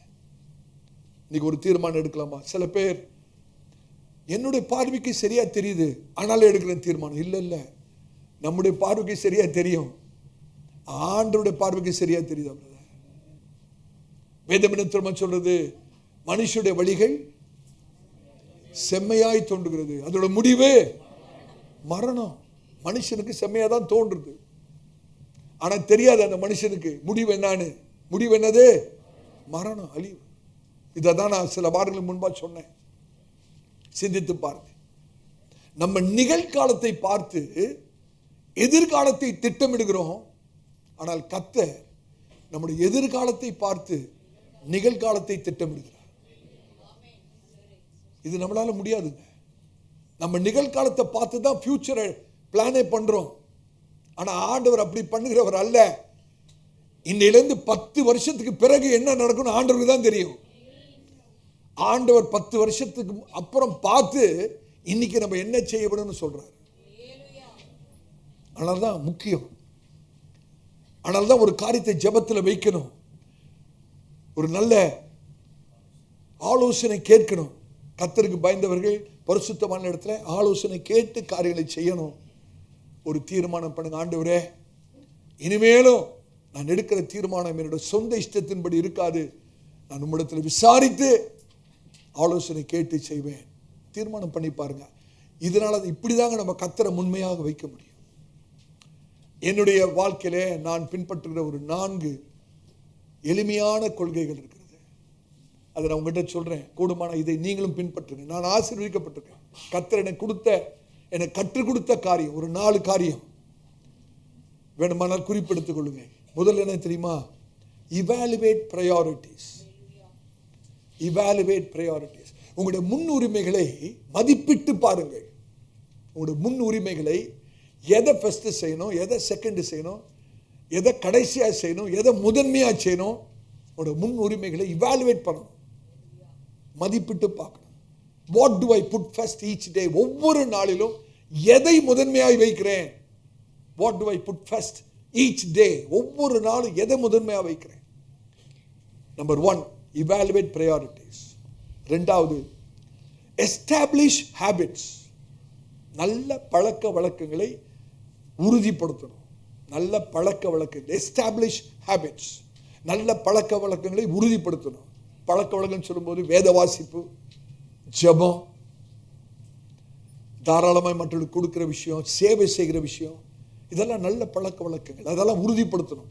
Establish habits. மூன்றாவது, எலிமினேட் டிஸ்ட்ராக்ஷன்ஸ். எலிமினேட் டிஸ்ட்ராக்ஷன்ஸ், அதாவது டிஸ்ட்ராக்ஷன் சொல்லலாம், கவன சிதறலை நாம் தவிர்க்க வேண்டும். பிசாசு நம்முடைய கவனத்தை சிதறப்பட்டதுக்கே இருக்கும். நம்முடைய கவன சிதறலை தவிர்க்க வேண்டும். கவன சிதறல் சொல்லும்போது கவலைகள், அதாவது பொருளாதாரத்திலேயே நம்முடைய சிந்தனை இருக்கிறது. ஒப்பிட்டு பார்க்கறது, அவங்க அப்படி இருக்காங்களே, பக்கத்து வீட்டில் இதை வாங்கியிருக்காங்களே. சில சமயம் இவங்களுக்கு தேவையே இருக்காது, அந்த பொருள் தேவையே இருக்காது, ஆனால் வாங்கணும்னு பார்ப்பாங்க. ஏன் தெரியுமா? அந்த அக்கா வச்சிருக்காங்க, அந்த அம்மா வச்சிருக்காங்க. அதுவல்லங்க, அதான் டிஸ்ட்ராக்ஷன்ஸ், கவன சிதறல். இதை தவிர்க்கணும். நான்காவது, எக்ஸ்பெக்ட் டிவைன் ப்ரொவிஷன். தெய்வீக தேவனுடைய சந்திப்பை எதிர்பார்த்தல். கர்த்தர் என்னுடைய அனுதின தேவைகளை சந்திப்பார் என்று விசுவாசிக்க வேண்டும். அந்த 4 காரியம் இங்கிலீஷில் அழகா ஈலே வந்துடும். evaluate priorities, establish habits, eliminate distractions, expect divine provision. தமிழில் சொல்லணும்னா, நம்முடைய முன்னுரிமைகளை மதிப்பிட்டு பார்க்கணும், நல்ல பழக்க வழக்கங்களை உறுதிப்படுத்திடணும், கவன சிதறலை தவிர்க்க வேண்டும், தெய்வீக சந்திப்பை எதிர்பார்க்க வேண்டும். ஒவ்வொரு நாளும் நம் கண்களை மூடலாமா? தேவ சமூகத்தை நான் உணர்கிறேன். இன்னைக்கு ஆண்டவர் நம்மிடத்தில் பேசு. எல்லா கண்களும் மூடியிருப்பதாக. மேல் தளத்தில் இருந்தாலும் கீழ்த்தளத்தில் இருந்தாலும் ஒரு நிமிஷம் கர்த்தருடைய சமூகத்திலே நாம் எழுந்து நிற்கலாமா? சில நிமிஷங்களிலே பரிசுத்த திருப்பந்தியிலே பங்கு பெற போகிறோம். ஒரு நிமிஷம் ஆவியானவர் நம்மத்தில் அசைபாடி கொண்டிருக்கிறது ஆவியில உணர்கிறேன். Thank you Jesus. ஒவ்வொரு நாளுடைய முதல் பகுதி கர்த்தருக்கு. ஒவ்வொரு வாரத்தின் முதல் நாள் கர்த்தருடையது. ஒவ்வொரு வருமானத்திலும் முதல் 10% கர்த்தருடையது. ஒவ்வொரு தீர்மானத்திலும் நான் கர்த்தரை முதலாவது கருத்தில் கொள்ள வேண்டும். இந்த காரியங்கள் ஒரு வாழ்க்கையில நீங்கள் அபியாசப்படுத்துங்கள். கேட்கிறது அல்ல, அதன்படி செய்ய ஒப்பு கொடுங்க. எல்லா கண்களும் மூடி இருப்பதாக. கர்த்தர் உங்களை ஆசீர்வதிக்க விரும்புகிறார். சவனே, கர்த்தர் உங்களை ஆசீர்வதிக்க விரும்புகிறார். சவனே, கர்த்தர் உங்களை ஆசீர்வதிக்க விரும்புகிறார். இஸ்ரவேலை ஆசீர்வதிப்பது தான் கர்த்தருக்கு தெரியும். ஆனா கர்த்தருடைய எதிர்பார்ப்பு என்ன தெரியுமா? என்னுடைய ஜனங்கள் என்னை முதன்மையாய் வைக்க வேண்டும். எல்லாவற்றிலும் முதல்வராக இருக்கும்படி, எல்லாவற்றிலும் முதல்வராக இருக்கும்படி எத்தனை பேர் தீர்மானம் பண்ண முடியும்? எல்லா கண்களும் மூடி இருப்பதாக. வாய்களை திறந்த ஆண்டவர் நன்றி சொல்லலாம். ஆண்டவர் நோக்கம் இல்லாமல் பேசுகிறவர் அல்ல. கர்த்தர் நம்மோடு கூட பேசுகிறார். நம்முடைய ஆசீர்வாதத்துக்காக தான் ஆண்டவர் பேசுகிறார். நீங்கள் ஆசீர்வாதமாக இருக்கணும். தேசத்திலே நீங்கள் ஆசீர்வாதமாக இருக்க வேண்டும். கர்த்தருடைய நாமத்தை மகிமைப்படுத்துவதாக இருக்கிறோம். வாயிலை திறந்த ஆண்டுக்கு நன்றி சொல்லுவோமா? ஹல்லேலூயா. நன்றி ஆண்டவரே, நன்றி ஆண்டவரே, நன்றி ஆண்டவரே. இன்னைக்கு நாங்கள் தீர்மானம் பண்ணுகிறோம், ஒரே குடும்பமாக சபையாக தீர்மானம் பண்ணுகிறோம். கர்த்தாவே, ஒவ்வொரு நாளும் முதல் பகுதி உமக்கு ஆண்டவரே. ஒவ்வொரு வாரத்தின் முதல் நாள் உமக்கு ஆண்டவரே. ஒவ்வொரு வருமானத்தில் முதல் 10% உமக்கு ஆண்டவரே. எங்களுடைய ஒவ்வொரு தீர்மானத்திலும் நாங்கள் முதன்மையாக உம்மை கருத்தில் கொள்வோம். ஹல்லேலூயா, ஹல்லேலூயா, ஹல்லேலூயா. நம்ம கர்த்தருடைய கரத்தில் நம்மளை ஒப்பு கொடுப்போமா? ஹல்லேலூயா. ஆண்டவரே, நம்முடைய கரத்தில் நான் ஒப்பு கொடுக்கிறப்பா. எனக்கு நம்முடைய கரத்தில் ஒப்பு கொடுக்கிறப்பா. Hallelujah, hallelujah. இயேசுவே, ஆமென். All to Jesus. இயேசுவுக்கேவோ புவித்தேன் யாவையும் தாராளமா என்றும் அவரோடு தங்கி நம்பி நேசி பேன்மையா ஒப்புவிக்கிறேன்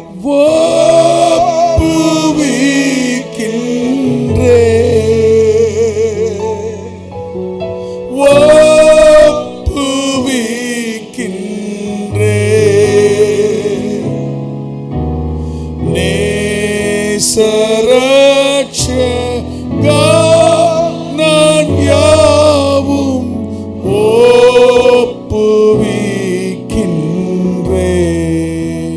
எல்லாரும் ஒருமனப்பட்டு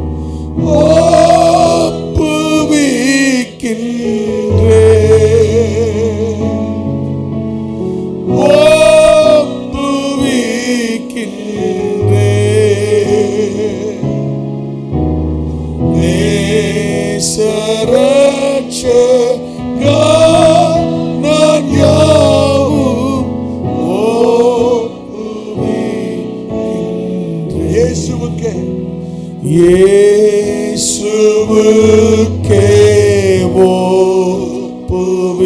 ஒப்புவித்தேன் யாவையும் தாராளமா என்றும் அவரோடு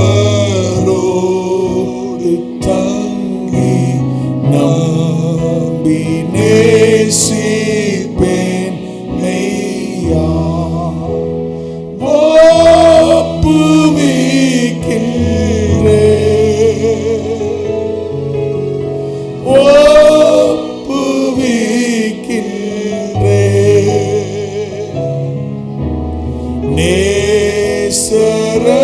நேசரட்சகா நான் யாவும்